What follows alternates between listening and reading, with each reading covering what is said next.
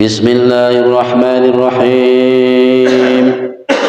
Qala al-faqih rahimahullah ta'ala man arada an yanjuwa min adzabil qabri fa alayhi an yulazima arba'ata asya'. Bismillahirrahmanirrahim.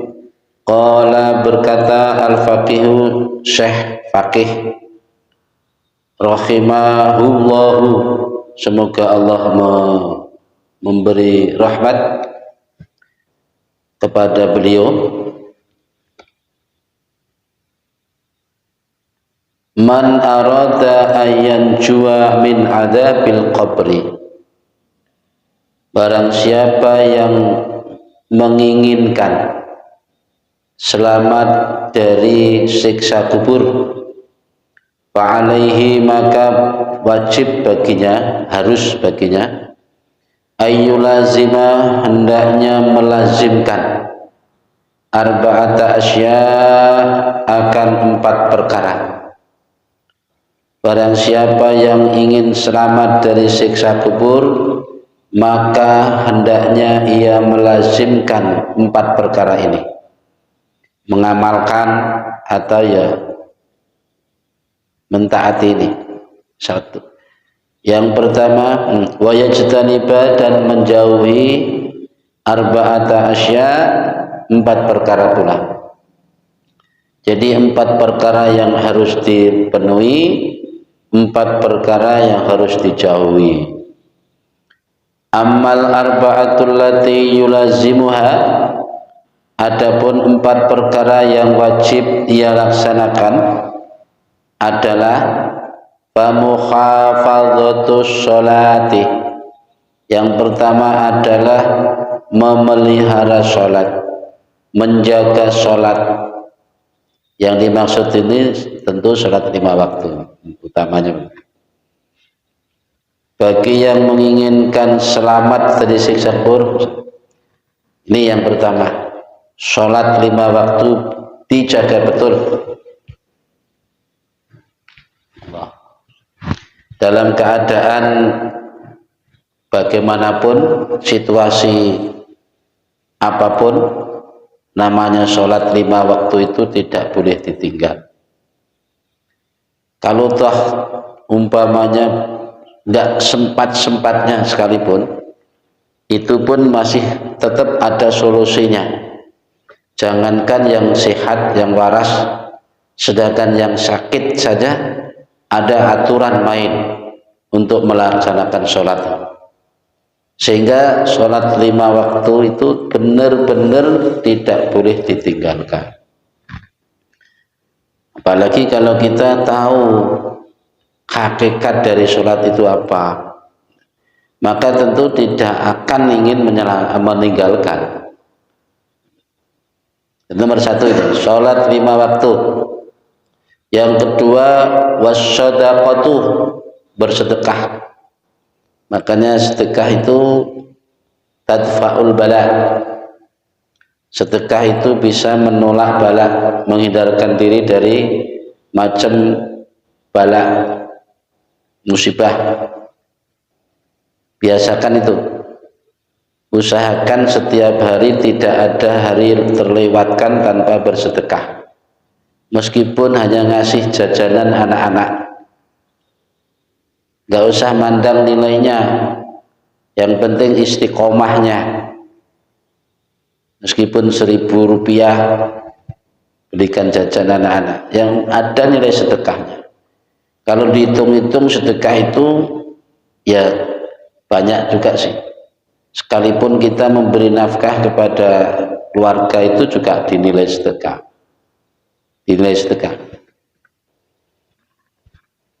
Wa qiraatul Quran, yang ketiga membiasakan baca Quran, terlebih setiap habis sholat maktubah. Jadi diusahakan meskipun hanya 1 ayat sekalipun, habis sholat itu ada Al-Quran yang kita baca. Ya kalau enggak, setidaknya ayat kursi yang kita baca bulan wiridan itu, karena itu juga Al-Quran.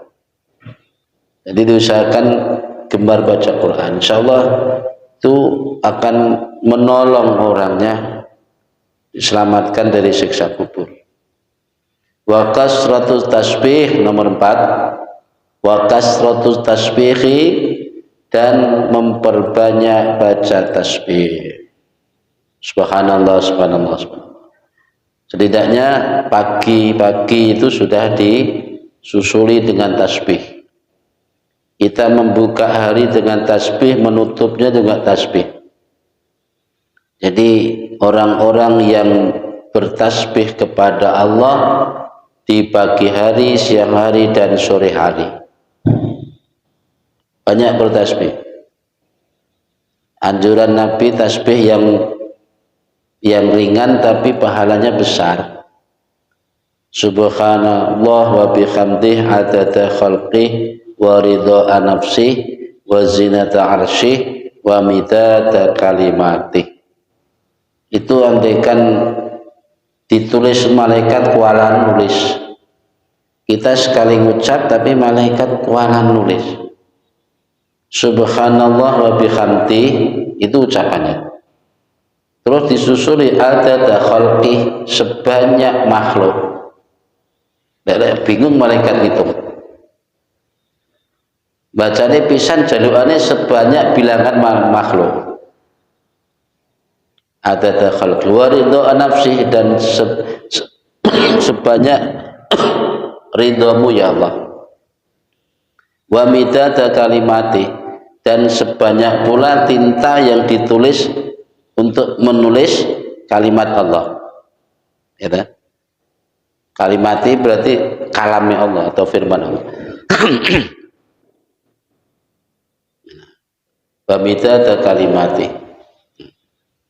Ada lagi subhanallah mil al mizan. Nah, ini bacaannya sekali tapi berbobot. Subhanallah mil al mizan. Subhanallah yang seberat mizan, memenuhi timbangan. Maksudnya timbangan akhirat nanti. Jadi begitu baca subhanallah, satu kali subhanallah itu dia menginginkan agar memenuhi neraca timbangan. Mil al mizan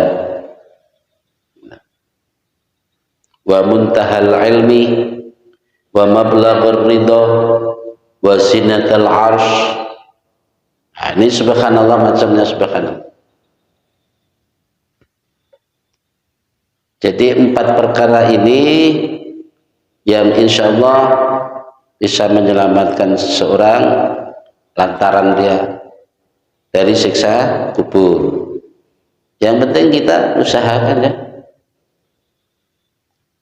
Fa inna hadhil asya tudhi'ul qabra wa tusi'ahu.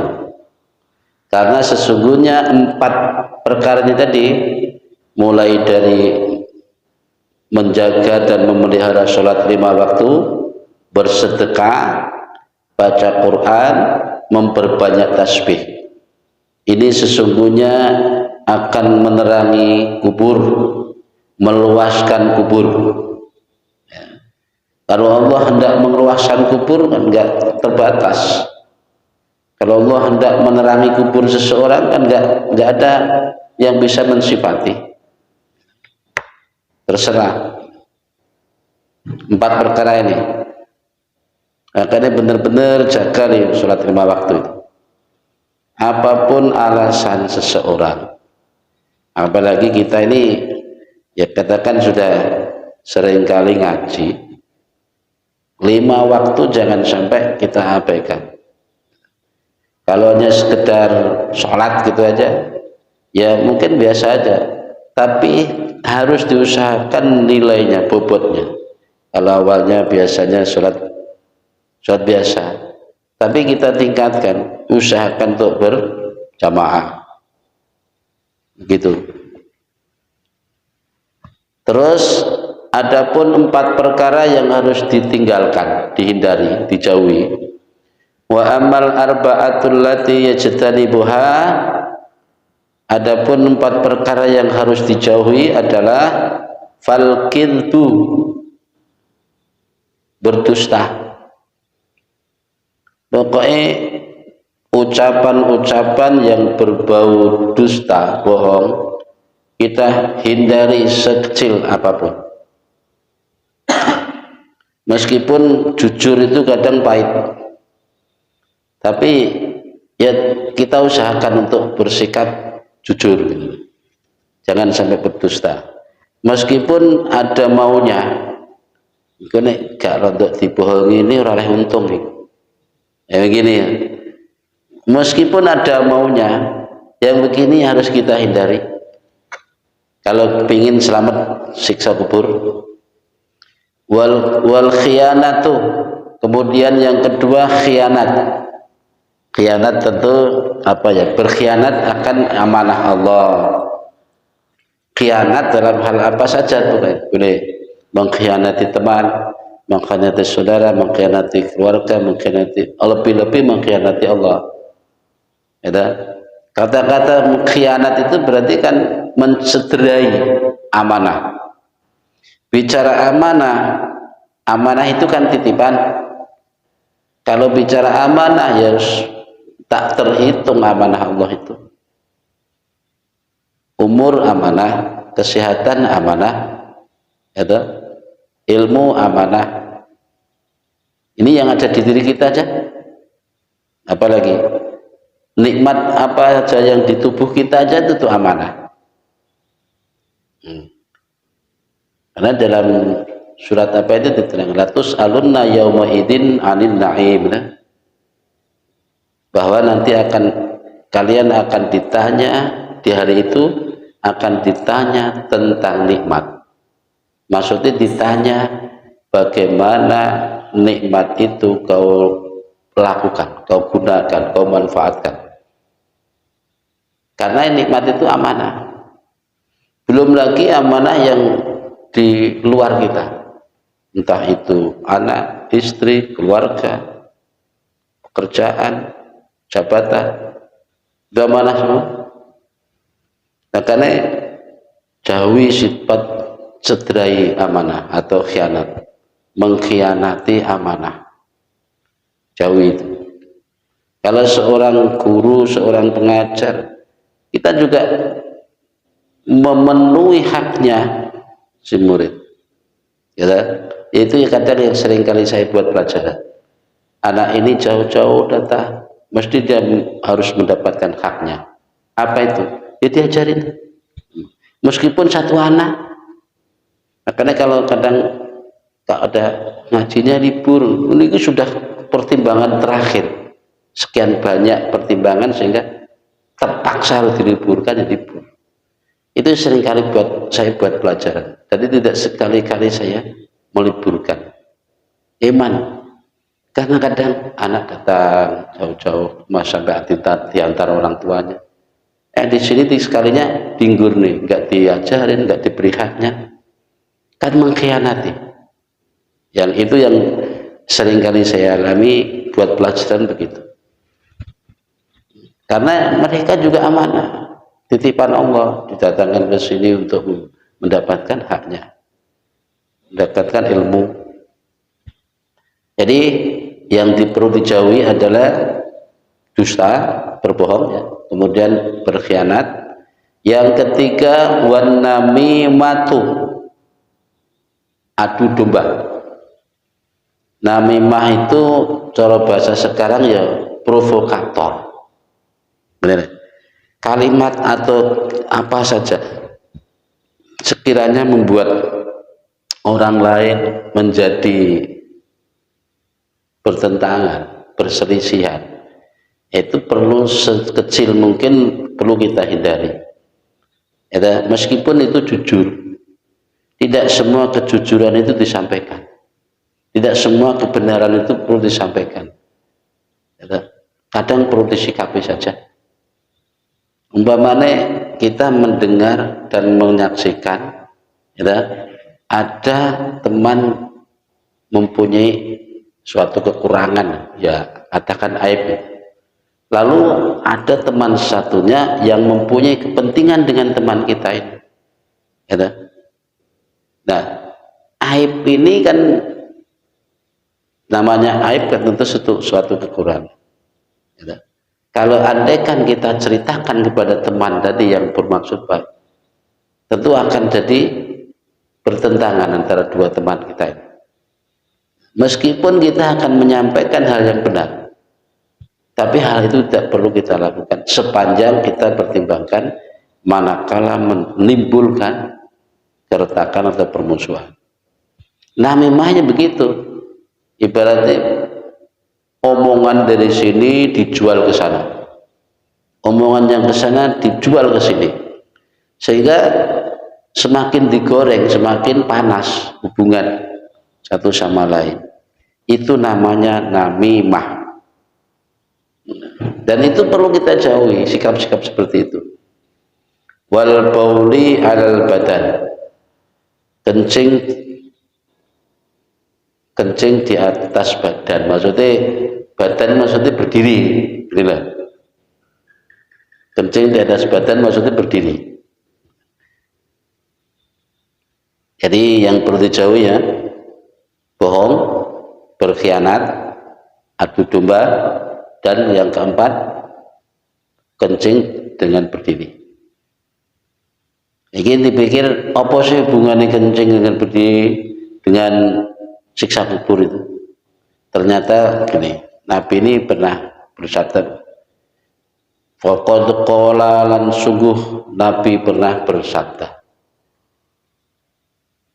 An-Nabiyyu alaihi salam, istanzikhu minal bauli fa inna amata adabil qabri minhu. Bersihkanlah atau sucikanlah olehmu dari kencing, karena sesungguhnya kebanyakan siksa kubur itu diakibatkan darinya. Nah, itu Nabi berkata begini. Sekarang gini, ternyata air kencing itu ya senengannya bangsa-bangsa menuki, bangsa jin, mereka kan suka di tempat-tempat kotor, hal-hal yang kotor, yang bau itu sukanya mereka. Nah, logikanya kenapa kencing berdiri tidak boleh? Karena orang kalau kencing sambil berdiri, otomatis air kencing itu merciknya banyak, percikan yang ditimbulkan itu banyak. Intinya begitu. Bisa jadi sampai kepada pakaian kita, ya anggota tubuh kita dan seterusnya, sehingga tidak suci. Padahal Nabi itu memerintahkan agar kita bersuci dari air kencing itu. Dan semakin tidak suci, semakin tidak suci, maka ya mudah setan menempel situ. Kalau ditelusur, apa sih hubungannya kencing berdiri dengan siksa kubur? Ya tentu panjang, Cuma yang jelas itu salah satu penyebab daripada siksa kubur. Makanya perlu dijauhi. Jadi sekali lagi saya ulangi, yang perlu dijaga, ya, yang perlu dilaksanakan 4 perkara, yaitu sholat 5 waktu dijaga benar, sedekah, baca Quran, banyak-banyak baca tasbih. Ini insya Allah selamat dari siksa kubur. Terus 4 perkara yang perlu dijauhi, berbohong, kemudian khianat, adu domba, dan kencing tidak bersuci. Gitu aja. Kencing ora cewek. Bismillahirrahmanirrahim. Summa yahbitu al-malakanil ghalidhani. Lalu turunlah kedua malaikat yang beringas, ghalidhani kasar. Yakhriqanil arda, mereka memecah bumi, jebol tanah. Bimuqalibihima, dengan taring keduanya. Wahuma munkarun wa nakirun. Dua malaikat itu adalah malaikat munkar dan malaikat nakir. Jadi munculnya kedua malaikatnya tiba-tiba langsung mecah bumi. Bumi tiba-tiba merekah keluar. Fayajlisanihi, lalu mereka berdua mendudukkan mayat tersebut. Fayaqulani lahu, lalu mereka berdua berkata kepada mayat itu, Mar rabbuka. Perkataannya begitu. Pertanyaannya, man rabbuka ila akhirih. Ila akhirih dan seterusnya. Pertanyaannya diantara ini kan yang talqin itu kan, man rabbuka wa man nabiyuka wa man ikhwanuka wa man wa aina kiblatuka wa man imamuka dan seterusnya. Siapa Tuhanmu, siapa nabimu, siapa apa agamamu, gitu. Terus apa lagi? Di mana kiblatmu, siapa saudara-saudaramu. Jadi pertanyaan munkar nakir itu sekitar itu. Meskipun itu sebuah naskah, ibaratnya naskah ujian sudah dibocorkan seperti itu. Gitu. Jawabannya kalau sekarang mungkin banyak orang yang tahu kan. Siapa Tuhanmu, siapa nabimu, apa agamamu, di mana kiblatmu, siapa saudara-saudaramu, siapa imammu, gitu. Itu kan rata-rata orang tahu. Tapi tidak semudah itu nanti ketika di alam barzah sana. Nah, makanya perlunya kita tunjang amal ibadah ketika di dunia ini. Gitu. Jadi kedua malaikat itu mendudukkan si mayat ini. Ya bukan mayat lagi, karena waktu itu kan ruhnya dikembalikan untuk ditanya. Seorang hamba ini didudukkan lalu ditanya, man rabbuka ila akhirih. Nah, fa in kana min ahli sa'adah, manakala orang ini tergolong orang yang beruntung, fayaqulu, maka ia berkata, Rabbi Allah, Tuhanku adalah Allah, wa nabiyyi Muhammadun alaihissalam, sedangkan nabiku adalah Muhammad alaihissalam, wa dini, dan agamaku al-Islam, Islam. Itu tak? Allah Tuhanku, Muhammad nabiku, Islam agamaku. Fayaqulani, maka kedua malaikat tadi berkata lahu kepadanya,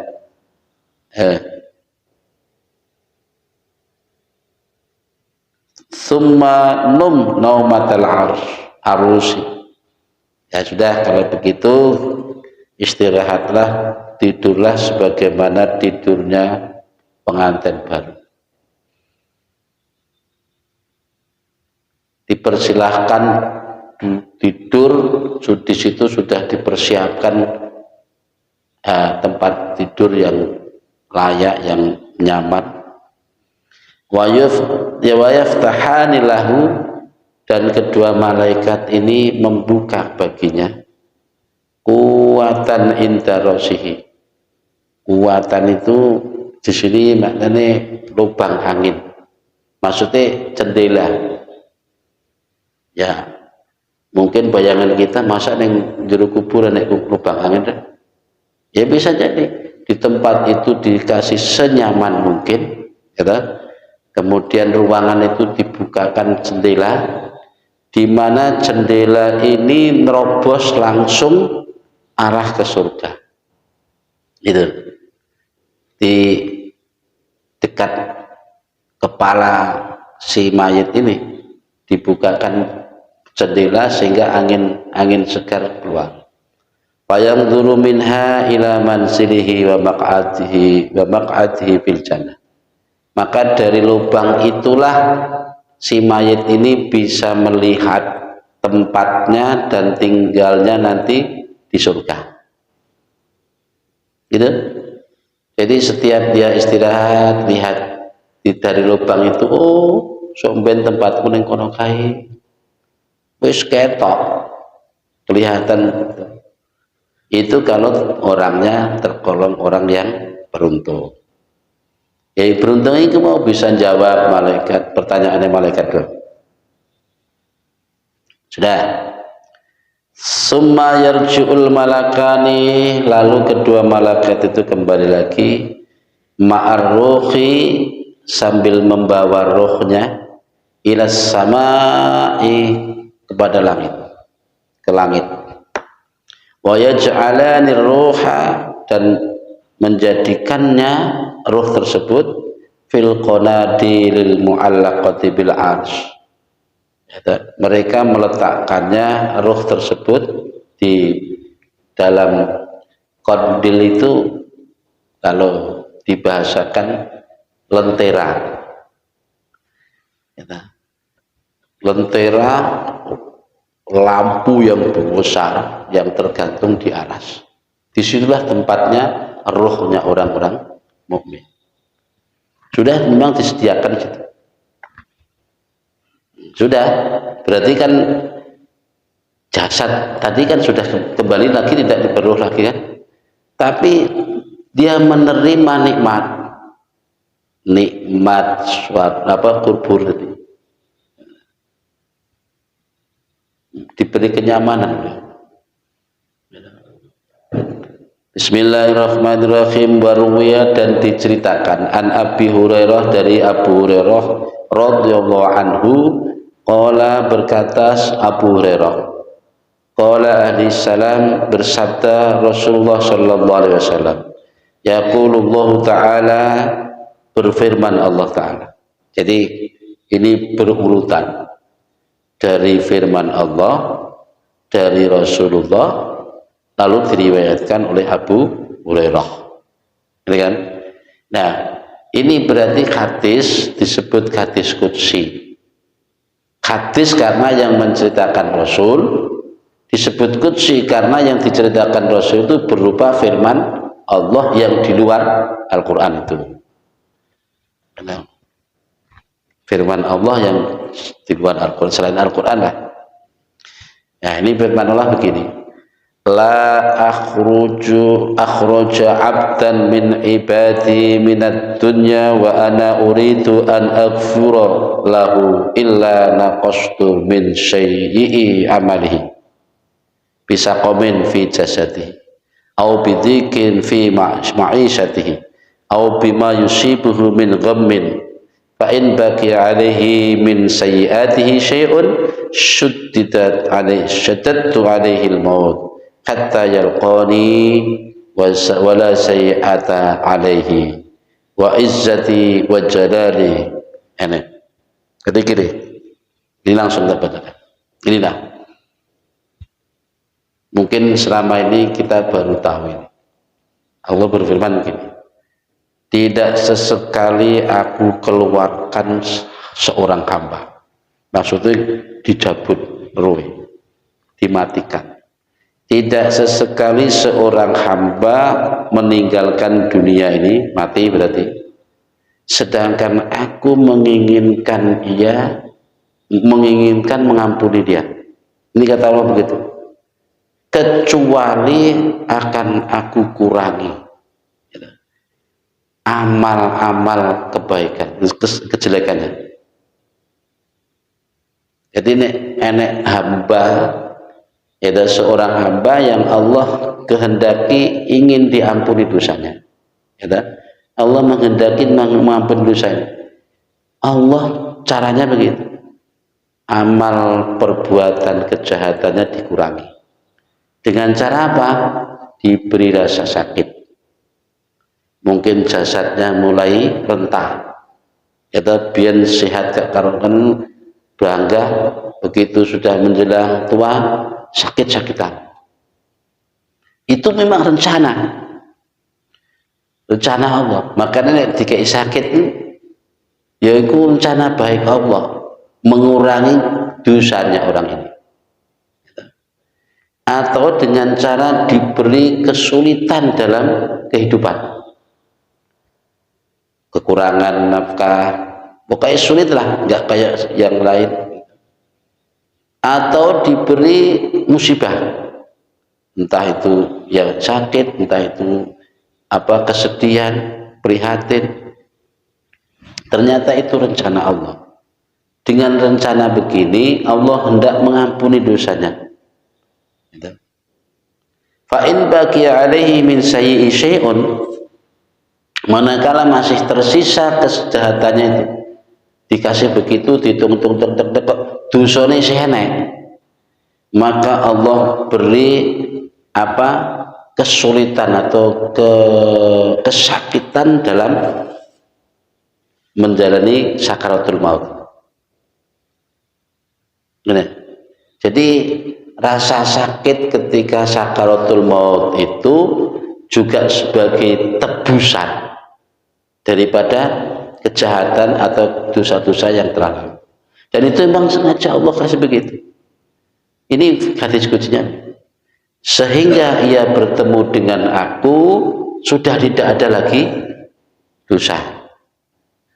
Nah, makanya nek wong mau mati kok sampai koyok dramatis, itu loro berang-berang bulan sampai nggak mati-mati, sampai pulang pergi rumah sakit dan sebagainya. Itu rencana sebetulnya, rencana baik Allah itu.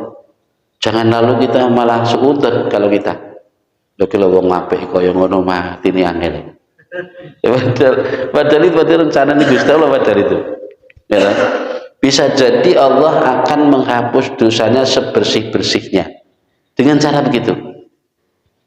Nah, soalnya begini, ini kita bisa berkesimpulan begitu karena ini ada lagi yang model lain. Gini sekarang. Wa izzati wa jalali la akhruju 'abdan min ibadi. Demi kehebatanku, demi keagunganku, aku pun tidak sesekali mengeluarkan seorang hamba dari dunia ini, sedangkan aku menghendakinya untuk tidak mengampuni dosa. Ini yang golongan orang yang tidak ampuni dosanya. Itu illa wafaituhu bikulli hasanati amaliha, kecuali aku matikan dengan kebaikan amalnya. Bikulli hasanatin amaliha, maksudnya kondisi masih baik, matine yo apik, bisikhatin fi jasadihi, bisa jadi sehat jasadnya, wafarkhin yusibihi, dan kebahagiaan yang selalu menyertainya, wasu'atin fi rizkihi, dan rezekinya masih lancar, pokoknya kehidupan yang masih menyenangkan, badannya ya sehat, amalannya, perbuatannya juga masih, cara kegiatan hari-hari masih normal, terus rezekinya lancar. Nah, dibiarkan oleh Allah pada saat mau diwafatkan itu, diambil ruhnya, dikasih begitu kondisi normal. Fa in baqiya min hasanatihi syai'un uniyat alaihi indal maut.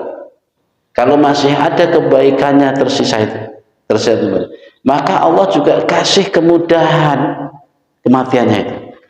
Wong kok mati ini apik mencah, moro plek ketiban waktu plek mati ngene kan. Ora lara ora apa berbahasa nih. Kok langsung tabrak motor plek mati, enggak jadi rumah kan enggak apa. Ya. Lah sing kaya ngono ki hati-hati. Hatta yalqani wala hasanata lahu. Sehingga orang ini bertemu denganku, sehingga tidak ada kebaikan yang tersisa baginya.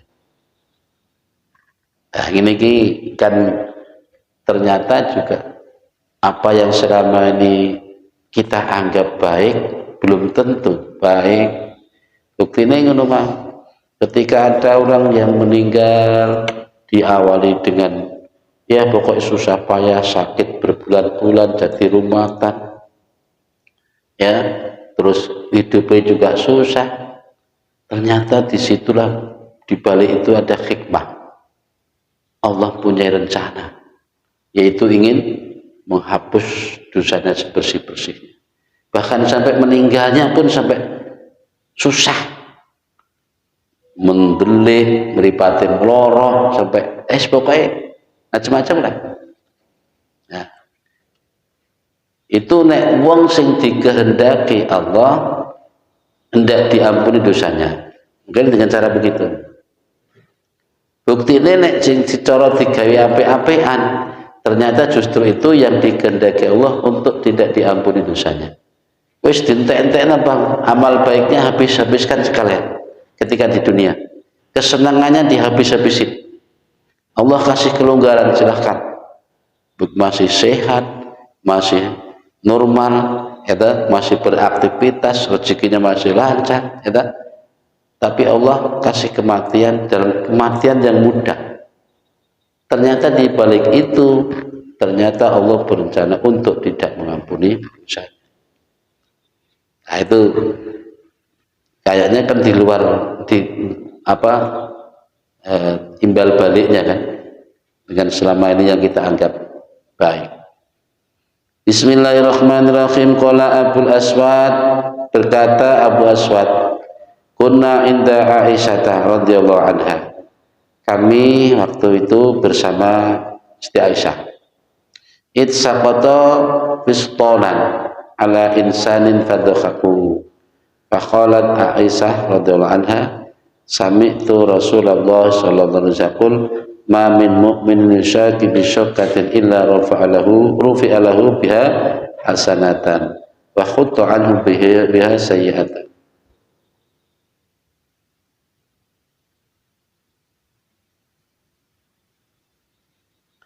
Jadi gini, ini cerita, siapa ini yang cerita? Aswad, ya, Abu Aswad berkata, kami suatu saat sedang ya bersama Siti Aisyah, ya bersama banyak orang juga di situ. Tiba-tiba tenda atau rumah kemah gitu, itu roboh menimpa banyak orang di situ. Tapi mereka malah bertawa, banyak tertawa. Rumah tenda aja kan nggak membahayakan gitu. Siapa ada ketawa. Saat itu kemudian Siti Aisyah berkata, aku pernah mendengar Rasulullah bersabda, ma min mu'minin yushaku bi syaukatin illa rufi'a lahu biha hasanah. Tidak seorang mukmin pun yang terkena atau dikenai duri, di ujian dikenai duri, kena duri maksudnya, kena sakit, kecuali diangkat baginya satu kebaikan. Maksudnya ditulis kebaikan. Artinya Allah saking murai, andaikan seorang hamba ini diberi sakit, kena duri saja, masih diberi ijol, diberi ganti oleh Allah dengan diangkat derajat satu kali.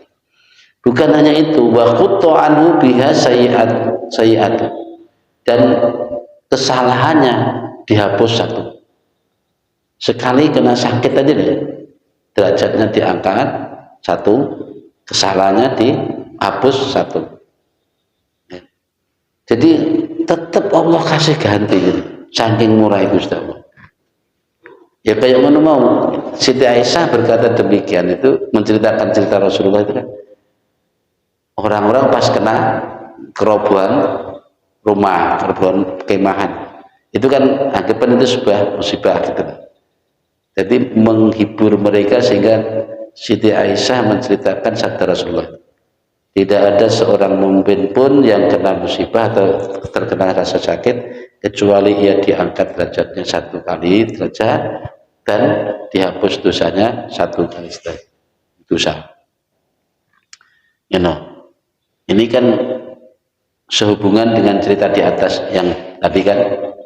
Jadi nek Gusti Allah hendak menghapus dosa seseorang, mengampuni dosa seseorang, mungkin bisa jadi Allah ngasih ia sakit, apalagi menjelang wafatnya, justru diiringi dengan rasa sakit, rasa haus, rasa lapar, bahkan kadang menyedap penyakit kronis sampai meninggalnya. Itu ternyata maksud Allah. Tapi jangan lalu sikapi negatif, dalam arti nenek wong loro mati wis rasa ditambah nih. Iki rencananya Gusti Allah. Gak bisa begitu. Iki dohire rupa penyakit, ya wajib kita yang usaha untuk beli obat. Ora kok tinjarne. Nek sir memang perlu dibawa rumah sakit, ya rumah sakit. Perlu diobatkan, diobatkan. Jangan lalu kita lepas upaya, lepas ikhtiar gitu loh. Itu nggak boleh. Tetap kita usahakan. Tapi khusnudon kita di sini tadi, karena kita tahu sudah, ini hadis qudsi nih. Kita tahu ternyata itu rencana Allah. Makanya dong tiga iloro ki mestinya syukur jadi. Ya Allah, alhamdulillah, mungkin ini sebagai cara mengurangi dosa. Bismillahirrahmanirrahim. Waqad qila lan sungguh telah diucapkan. Diucapkan ini ada pendapat. La khaira fi badanin la tusibuhul asqam. Wa la khaira fi malin la tusibuhun nawaib. Ini sampai ada orang yang mengungkapkan begitu. Badan yang tidak pernah sakit itu gak nek loro, gak nek apik. Maksudnya tidak ada kebaikan di dalam badan yang gak pernah sakit. Contohnya kayak Raja Fir'aun. Raja Fir'aun ini ceritanya pokoknya memang dilulu, diumbar oleh Allah selama hidupnya gak pernah sakit. Jadi tidak ada kebaikan di dalam badan yang tidak pernah sakit. Gak pernah dikei loro karo pangeran. Makanya coba enggak, aku keluar atau loro. Soalnya loro ini ya penyakit diturunkan Allah dengan tujuan mengurangi dosane. Dan orang tahu loro, berarti dosane utuh lah. Termasuk wala khaira fi malin la tusibu nawaib, dan tidak ada nilai baiknya di dalam harta yang tidak pernah kena musibah. Ya harta apa saja lah. Oh berarti ngono ki nek musibah itu ya ono manfaat. Ya iya. Bisa jadi begitu. Musibah dalam hal harta kan bisa jadi mungkin koyok nek wong tani panenane berkurang atau mungkin kena hama, itu kan musibah bagi harta. Atau mungkin nek harta di rumah yang mungkin bisa jadi hilang, kurang berkah, itu kan musibah. Jadi kalau dikasih cobaan, ujian, itu justru satu sisi kebaikannya bertambah. Wa fil khabari, dan disebutkan di dalam sebuah hadis apa annal mu'mina idza kana fi inqita'i minad dunya wa iqbali 'alal akhirah nazalat alaihi al malaikatu minas sama bidul wujuhi kana wujuhum asy-syamsu wa ma'ahum kafnun min akfanil jannah wa nakhutun wa hanutun min hunutil jannah wa yajlisuna indahu minal maddal basar summa yaji'u malakul maut. Begini, dipanjang nih katanya. Disebutkan dalam sebuah hadis, ini keterangan insyaallah di kitab Tanbihul Muta'allim juga ada. Nes persis pokoknya. Ketika seorang mukmin sedang menghadapi sakaratul maut, menjelang mati, anggap aja sakaratul maut lah, menjelang ajalnya itu. Inqita'u minad dunya iqbalu 'alal akhirah, mau meninggalkan dunia akan berhadapan ke akhirat. Berarti kan harus mati dah. Ketika ajal sudah mulai mendekat, turunlah malaikat dari langit.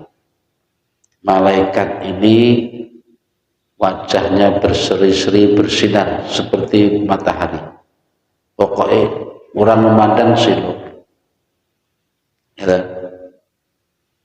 Itu enggak sedikit malaikat itu, berbaris tidak bisa orang bisa menghitungnya jumlahnya malaikat itu. Mereka membawa kafan, kain kafan dari surga, terus sekaligus apa itu ubo rampe apa ya, satu paket untuk upokoro mayit itu. Seperti kayak kalau di sini ya mungkin kain apa kapur barus, terus minyak wangi, apa yang untuk pengawet itu, bubuk untuk pengawet itu, seperti itu.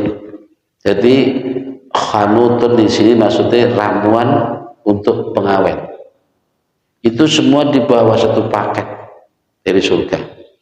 Mereka duduk di samping orang yang sedang menjelang ajal ini, sepanjang mata memandang, maddal basar. Jadi sepanjang mata memandang malaikat. Summa yaji'u malakul maut, lalu datanglah malaikat jurupati, malaikat Israel, malaikat jurupati. Wa yajlisu inda ra'sihi, lalu malaikat maut ini duduk di samping kepala orang yang sedang meninggal. Nasai. Fayaqulu, lalu berkatalah malaikat maut, ikhriji ayyatuhan nafsul mutmainnah, wahai nafsu yang tenang, jiwa yang damai, keluarlah engkau. Irji'i ila maghfiratillah, kembalilah kepada ampunan Allah, wa ridwanihi, dan ridho Allah. Jadi bahasanya malaikat leh manggil roh di dalam jasad orang ini, orang mukmin kan, dengan bahasa ikhriji ayyatuhan nafsul mutmainnah.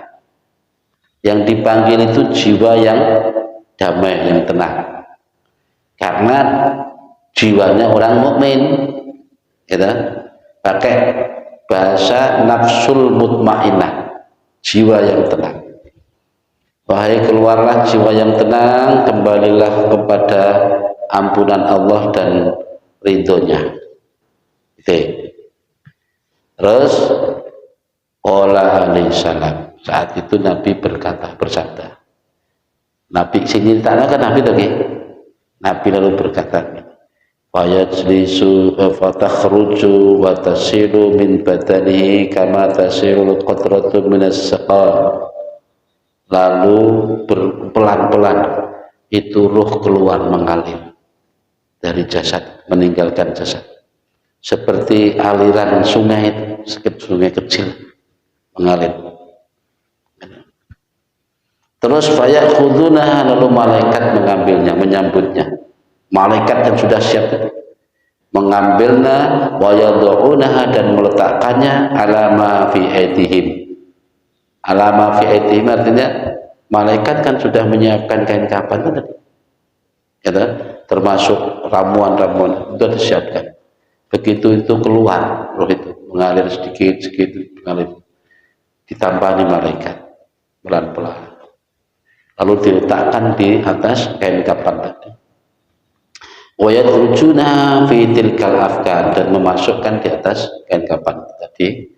Wa yakhruju minha rikhun kariqil mis, di saat itu keluarlah bau yang sangat menyengat, harum seperti bau misik.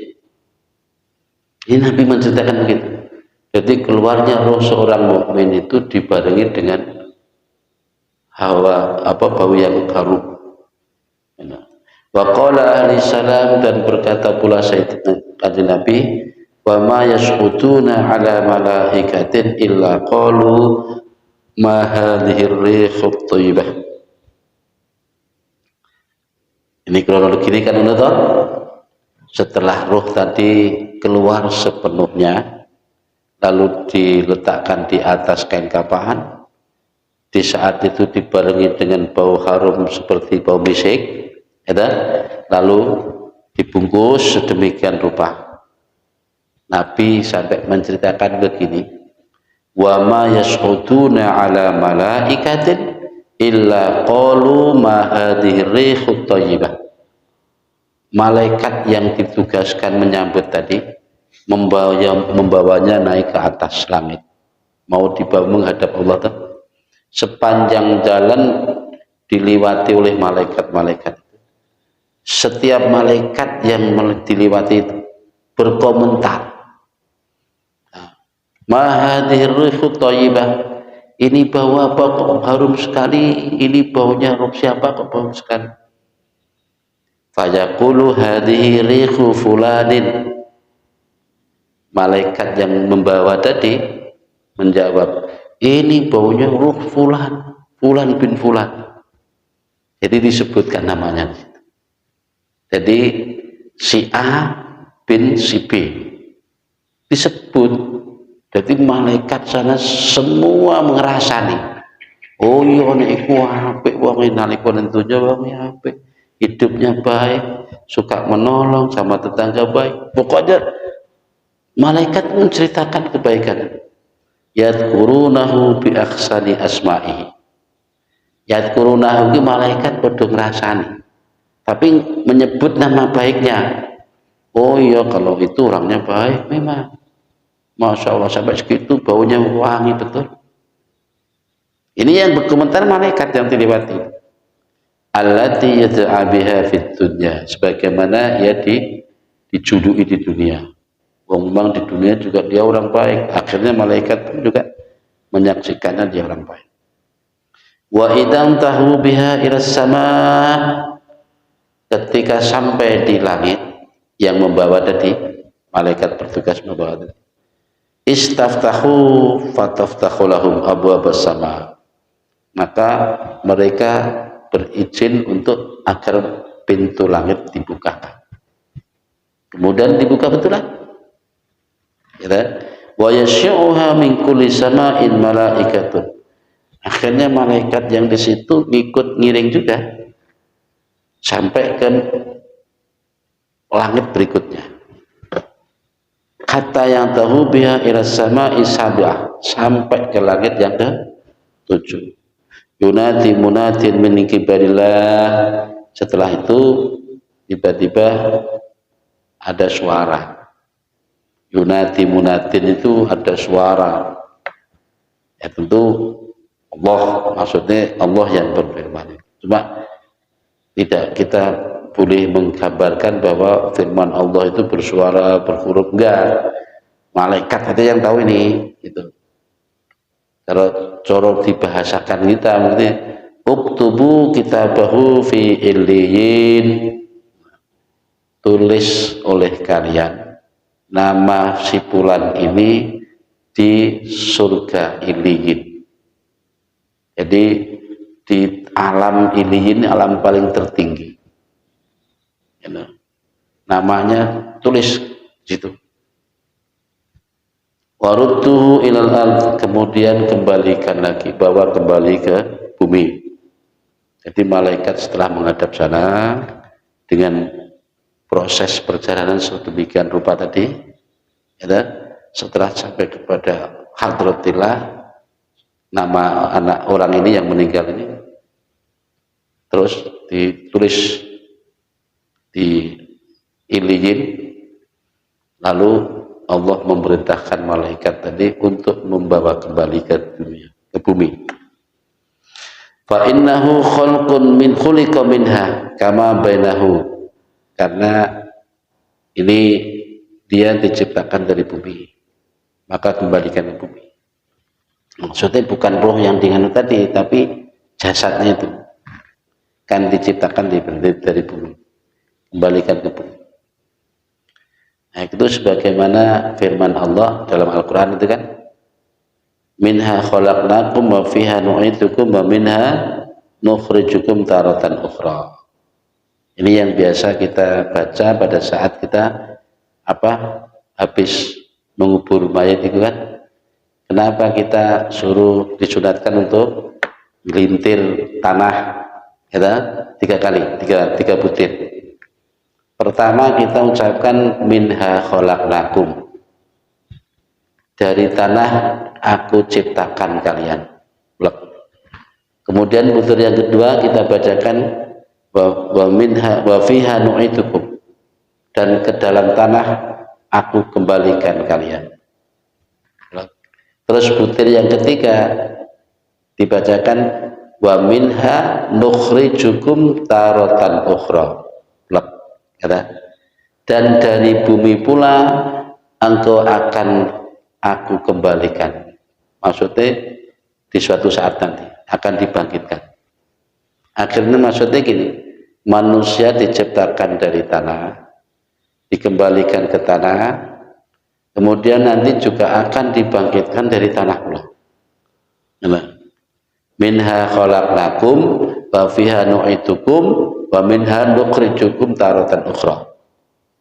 Ada yang mengatakan disunatkan setiap butir dibacakan surat Al-Ikhlas, dihadirkan kepada yang bersangkutan.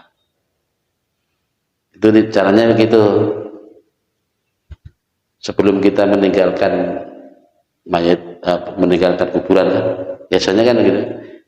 Kita lintir 3 butir tanah, kemudian kita bacakan surat Ikhlas, kemudian kita lempar. Lempar ini membaca itu minha khalaqnakum, kemudian bacakan yang kedua, bacakan lagi, kemudian lempar. Ketika melempar itu bacakan itu tadi wa fiha nu'itukum. Nah, terus yang ketiga begitu lagi, bacakan surat Ikhlas 3 kali, lempar dengan mengucapkan wa fiha nu'itukum taratan ukhra. Minha khalaqnakum wa fiha nu'itukum wa minha nukhrijukum taratan ukhra. Ini Al-Qur'an itu. Tapi Nabi menceritakan begitu. Terus hari ini ceritanya Kak, terus ini kemana lagi? Bentar lagi, sedikit.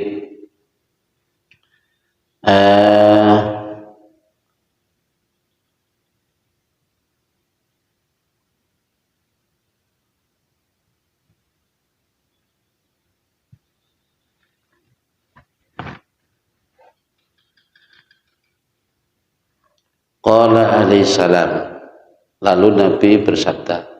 Nenek Nabi kan disebutkan di sini. Artinya ini ceritakan masih cerita Nabi yang bercerita, menceritakan kronologi perjalanan roh itu. Nabi yang menceritakan. Fayarudduna ruhahu ila jasadihi. Lalu malaikat-malaikat tadi yang bertugas membawa tadi, ia kembalikan roh orang ini ke jasadnya. Wayatihi, kemudian datanglah 2 malaikat muhibani yang menghibatkan, muhibani yang menakutkan. Wayajlisani, lalu malaikat 2 ini mendudukkan si jasad ini tadi. Fayakulani, lalu berkata malaikat 2 ini lahu kepadanya, marrabbuka ila akhirih. Ini contoh dari tadi kan, wis balik nah ceritanya kayak ngomong nah. Summa yaqulani lahu ma taqulu fi hadzal rajul. Ini contoh ketika gini. Kalau tadi pertanyaannya kan sekitar marrabbuka wa man nabiyuka wa ma dinuka wa ma imamuka dan seterusnya. Titik, guys. Nah, dalam kisah Nabi ini kali ini ternyata pertanyaannya ada lagi. Ma taqulu fi hadzal rajulil ladzi bu'itsa fikum, yakni Muhammad. Apa pendapatmu tentang seseorang yang diutus oleh Allah kepadamu, yaitu namanya Muhammad yang dilahirkan di Mekah, wafatnya di Madinah. Maksudnya kita ini ditanya, apa pendapatmu tentang Muhammad? Benar. Lagi-lagi kalau orang beruntung jawabnya ini ceritanya di sini. Fayaqulu wa Rasulullah sallallahu alaihi wasallam Anzila Qur'anu alaihi wa amantu bihi wa sadaqtuhu. Oh, yang itu Muhammad namanya, Rasulullah, dia utusan Allah, dia dituruni Al-Quran, maksudnya wahyu Al-Quran. Aku beriman kepadanya dan aku membenarkan apa saja yang dia sampaikan. Jawabannya itu. Jawabannya wong sing iman, dia adalah utusan Allah yang diwahyukan Al-Quran kepadanya, dan aku beriman kepadanya dan aku membenarkan semua apa yang ia sampaikan. Ini pertanyaannya kan, bagaimana pendapatmu tentang seseorang yang dilahirkan di Mekah namanya Muhammad? Jawabannya roh sing beriman ngomong, oh dia adalah Rasulullah namanya Muhammad, Al-Quran diturunkan kepadanya sebagai wahyu, aku beriman kepadanya, aku membenarkan semua yang ia sampaikan. Itu jawabannya. Enak. Terus bos fayunati minas sama, lalu Allah merespon jawaban, sadaqa abdi, benar hambaku itu wahai Muhammad. Sudah, fafrasu lahu firasan minal jannah wa albisu libasan minal jannah. Sudah, kalau begitu siapkan tempat tidurnya, berilah dia pakaian kebesaran dari surga, kasih nikmat-nikmat dari surga. Ini perintah Allah langsung ketika hamba tadi bisa menjawab pertanyaan Munkar Nakir. Nah, ini ternyata masih panjang cerita ini berkenaan dengan perjalanan roh ini ya. Kayaknya banyak diulang-ulang cerita ini, tapi meskipun demikian berkaitan. Yang dulu juga sudah menceritakan proses pertanyaan Munkar Nakir. Di sini juga disinggung lagi pertanyaan Munkar Nakir. Setelah itu faftahu lahu baban minal jannah, lalu dibukalah pintu surga baginya. Qala alaihi salam, Nabi bersabda lagi, wa ya'tihi min rihiha wa tibiha wa yusa'u lahu qabruhu min natal basar. Lalu didatangkan nikmat dikubur situ kan, berarti baunya wangi, kemudian kuburnya diluaskan sepanjang mata memandang. Jadi luasnya sepanjang mata memandang. Yes, enggak terhitung ning kono padha karo dunya kene iki berarti. Bahkan lebih enak ning kono sepanjang mata memandang gede. Qala alaihi wasallam summa ya'ti rajulun hasanul wajhi. Lalu saat itu datanglah seorang laki-laki yang wajahnya ganteng banget. Syabun, terus pakaiannya juga bagus, mewah, baunya wangi. Fayaqulu lahu abshir billadhi yassaraka hadha yaumuka alladhi kunta tu'atu bihi. Laki-laki ini berkata begitu, bahagialah engkau, hari ini harimu, inilah hari di mana Allah janjikan padamu. Maksudnya dulu-dulu sudah diterangkan oleh para guru, para kiai, inilah hari yang diceritakan itu, ini harimu, bahagialah engkau. Lalu orang ini bertanya, man anta yarhamukallah ta'ala, ma ra'aitu fit dunya ahsana minka. Siapa engkau? Semoga Allah memberkatimu. Aku tidak pernah melihat orang yang sebagus engkau, seganteng engkau. Terus laki-laki ini menjawab, ana amaluka sholeh, akulah amalmu yang soleh. Nah, ternyata laki-laki ini adalah amal kita yang baik. Allah rupakan sebagai laki-laki yang ditugaskan menemani kita sepanjang hari di alam kubur sampai besok hari kebangkitan, hari kiamat. Makanya saat itu ketika laki-laki ini menjawab begitu, aku adalah amal baikmu, maka orang ini yang mati ini bertanya lagi, aqimis sa'ah, apakah kiamat sudah terjadi? Kata arju'u ila ahli, supaya aku bisa kembali ke keluargaku. Nah di saat itu barulah dia sadar, oh ternyata aku sudah meninggal, ternyata ini dah alam kubur. Ya. Itu ceritanya orang mukmin yang meninggal. Kita beda lagi dengan nanti ceritanya rohnya orang selain mukmin. Ya, ini masih panjang. Saya kira begitu dulu. Semoga cerita ini bisa membangkitkan semangat kita untuk ya bersemangat untuk menambah ibadah, meningkatkan kedekatan kita kepada Allah. Karena kadang kala nafsu ini perlu pula kita ingatkan. Kalau kadang dikasih nasihat kebaikan, kadang mental. Tapi begitu diingatkan akan kematian, diingatkan akan sejarah perjalanan roh, ternyata kayak begitu, kadang tersentuh, sehingga yang menggerakkan kita untuk bisa meningkatkan amal. Jadi tadi intinya ya, barang siapa yang ingin selamat dari siksa kubur, maka hendaknya ia melazimkan 4 perkara dan meninggalkan 4 perkara. Yang dilazimkan adalah memelihara sholat 5 waktu, sedekah, baca Quran, tasbih, banyak-banyak bertasbih. Yang perlu dijauhi bohong, dusta, khianat, adu domba, dan kencing tidak bersuci. Kira itu wallahu a'lam bishawab. Subhanakallahumma bihamdika asyhadu an la ilaha illa anta astaghfiruka wa atubu ilaik. Assalamualaikum warahmatullahi wabarakatuh.